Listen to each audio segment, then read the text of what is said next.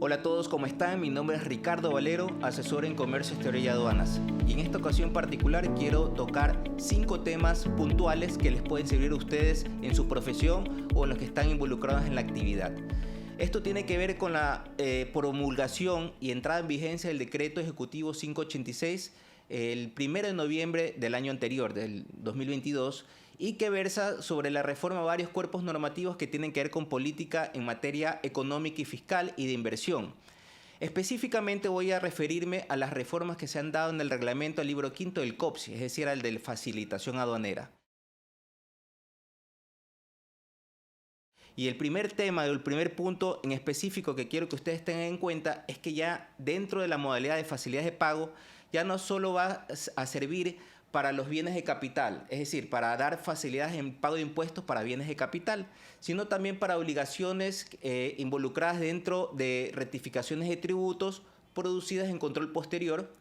y también en las multas y en valores generados en procesos coactivos. Esto creo que es algún avance que es importante tener en cuenta porque se abre el paraguas de la aplicación de las facilidades de pago y es importante que ustedes lo tengan en cuenta. El segundo punto que quiero compartir es con respecto al proceso en las importaciones de donaciones. Ustedes recordarán que en cápsulas anteriores le había dado cuáles son los requisitos y uno de ellos era presentar una certificación de donación debidamente consolidarizada y con las firmas respectivas de los donatarios. En este caso ha habido una reforma en que ya no se va a pedir la carta de donación debidamente consolidarizada, sino simplemente una carta de donación. Y esto creo que va a ayudar mucho a que el proceso sea más fluido. El tercer punto que tiene que ver con las importaciones de vehículos de discapacitados. Recordarán que antes se exigía que se presente el carnet de discapacitado con el porcentaje estipulado para que ese sea el aplicado dentro de la rebaja de los tributos. Pero ahora con esta reforma establece que más bien se tendrá que pedir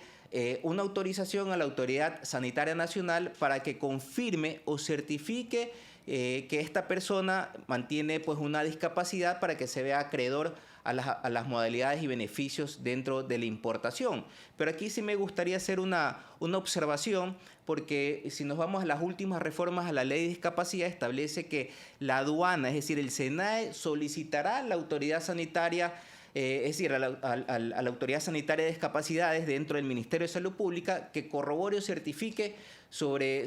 dicha certificación. Pero con respecto a esta reforma en el 586 establece que es el mismo usuario que lo tiene que pedir. Esperemos que esto no traiga consecuencias a futuro en que una mala operatividad porque aparentemente existiría una incongruencia. El siguiente punto, el punto 4, tiene que ver con las reformas a las muestras sin valor comercial. También en cápsulas anteriores estipulamos cuáles eran los requisitos y qué es lo que se tenía que tener en cuenta. Ahora bien, ha habido un cambio más bien de redacción, pero que tiene también otro sentido en el cual pues las condiciones principales que son muestras sin valor comercial que no superen el valor de aduana hasta $400 y en su segundo párrafo que ha sido un poco desglosado que también dice que no podrán pasar de más de 3 ítems por producto o por presentación comercial. Aquí también sigue manteniéndose una incongruencia o una interpretación con discrecionalidad porque existirán casos en que los productos podrán superar el valor de 400 y claro, esta reforma establece que podrá pedirse una autorización exclusiva al director distrital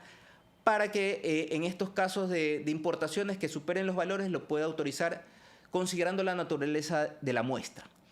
Pero tendremos en cuenta también que se mantienen las otras dos condiciones, que no pasen de 3 unidades por ítem o por presentación comercial. Habrán casos, como le digo, insisto, en que podrán haber más unidades, pero tendrá que verse cómo se interpreta que sea considerado por presentación comercial y tendremos que ver ya en la práctica cuáles serán las condiciones o las variables que se toman en cuenta por parte del director distrital para autorizar la importación de estas muestras. Así que todavía seguirá un tema en que tendremos que ir viendo cómo se va desarrollando. Para el punto 5, ustedes recordarán que dentro del programa Hablemos con Valero, junto al economista de Astudillo, tratamos un tema especial con respecto a la importación de hidrocarburos. Tendremos que tener en cuenta también que en el decreto 586 establece puntualmente que las importaciones de combustibles, es decir, hidrocarburos y sus derivados, mantienen arancel 0% acorde a su subpartida y se complementa con la exoneración de la aplicación de tarifa cero al impuesto al valor agregado y la exoneración del impuesto de FODINFA, que es el Fondo de Desarrollo para la Infancia. Entonces hay una situación muy particular que quiero que tengan en cuenta, ya que existe el boletín número 15 emitido el 23 de febrero del 2023 por el Servicio Nacional de Aduana del Ecuador, donde se socializa el proyecto de resolución para las regulaciones generales para la importación y exportación de derivados de petróleo. Es un proyecto que los invito a que ustedes lo puedan revisar, lo pueden descargar en la página del SENAE y revisar cuáles son las condiciones para la operatividad de la empresa privada con respecto a la importación de hidrocarburos y sus derivados. Pero hago conocer una observación muy puntual y quiero que ustedes también las tengan en cuenta, que es con respecto a que normalmente este tipo de producto se procede con la aplicación de la figura de la descarga directa, porque de acuerdo a su volumen, pues tiene que ser descargado a través de un mecanismo especial de tuberías para que vaya unos hilos de almacenamiento. Entonces, en vista de eso, pues se tiene que aplicar la figura operativa de descarga directa. Sin embargo, en el mismo reglamento del libro quinto establece que para la figura de la descarga directa se debe presentar o se debe rendir una garantía específica por el 100% de los eventuales tributos. Ahora bien, le hago una pregunta a la administración y le hago una pregunta a todos ustedes. ¿Qué es lo que yo tengo que garantizar si en la importación de combustible ya no se pagan tributos al comercio exterior? Pues bien, eso es la pregunta que se están haciendo en estos momentos las compañías de seguros, porque si bien es cierto, pues ellas tienen que afianzar un valor, un monto, ellas tienen que sustentarse por una normativa. Y en este caso, la normativa que tienen que sustentarse establece que no hay valor que rendir, no hay valor que exista un riesgo tributario, porque definitivamente pues, es un producto que cumple con todas las características para aplicar las exoneraciones. Entonces, existiría un vacío legal para la emisión de esos documentos, es decir, de la póliza de seguro, porque finalmente no está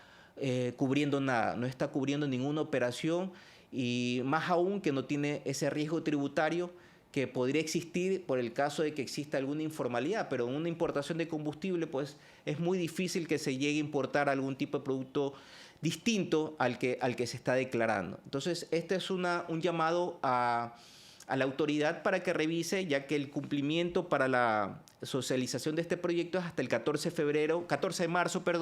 y creo que es una fecha tentativa que este video lo vamos a difundir para que ustedes tengan en cuenta que si tienen alguna observación adicional a esta, pues sea presentada en los momentos oportunos. Pues bien, estas son las temas principales que quería compartir con ustedes en esta ocasión. Vamos a seguir revisando otros temas que creo que van a interesar mucho a ustedes para que puedan tenerlo presente dentro de sus procesos y en su actividad. Así que muchas gracias y nos veremos en una próxima.